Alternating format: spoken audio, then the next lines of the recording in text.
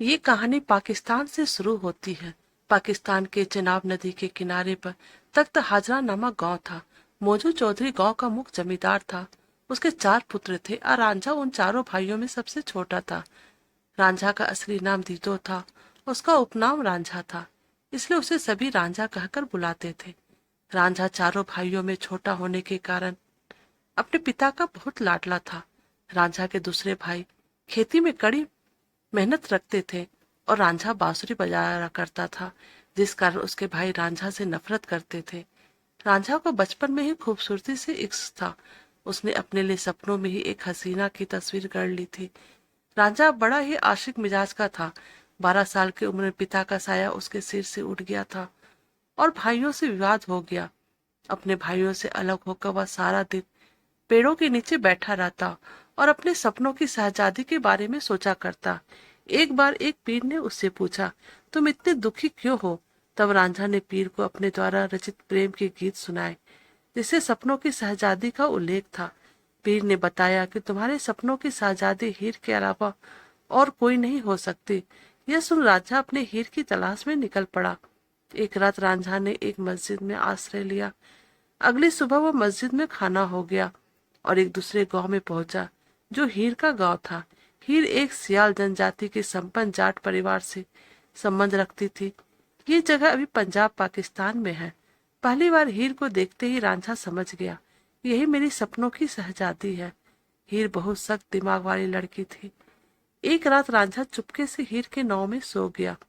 यह देख हीर आग बबूल हो गई, लेकिन जैसे ही उसने जवां मर्द रांझे को देखा, वह अपना गुस्सा भूल गई और रांझा को देखते ही रह गई। तब रांझा ने उसे अपने सपनों की बात कही।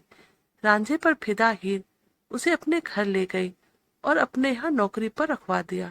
हीर के पिता ने रांझा को मवेशी चराने का काम सौंप दिया। हीर रांझा की बांसुरी की आवाज में मंत्रमुग्ध हो जाती थी और धीरे धीरे हीर को रांझा से गहरा प्यार हो गया।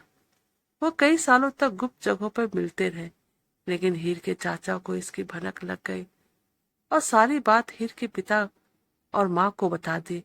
अब हीर और घर वालों ने रांझा को नौकरी से निकाल दिया और दोनों को मिलने से मना कर दिया। हीर को उसके पिता ने शैदा खैर नाम के व्यक्ति से शादी करने के लिए बाध्य किया।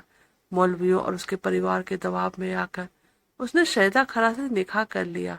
जब इस बात की खबर रांझा को चली तो उसका दिल टूट गया। वो ग्रामीण इलाकों में अकेला दर दर भटकता रहा। एक दिन उसे एक जोगी गोरखनाथ मिले। गोरखनाथ जोगी संप्रदाय के समुदाय से था और उसके संत में राजा भी जोगी बन गया। रब का नाम लेते हुए पूरे पंजाब में भटकता रहा और अंत में उसे हीर का गांव मिल गया, जहां वो रहती थी। वो हीर को पति सेधा के घर गया और उसका दरवाजा खटखटाया। उसकी आवाज सुनकर हीर बाहर आई और उसे भिक्षा देने लगी। दोनों एक दूसरे को देखते रह गए। रांझा रोजाना फकीर बनकर आता और हीर से भिक्षा लेता। दोनों रोजाना मिलने लगे। यह हीर की भाभी ने देख लिया। उसने हीर को टोका तो रांझा गांव के बाहर चला गया।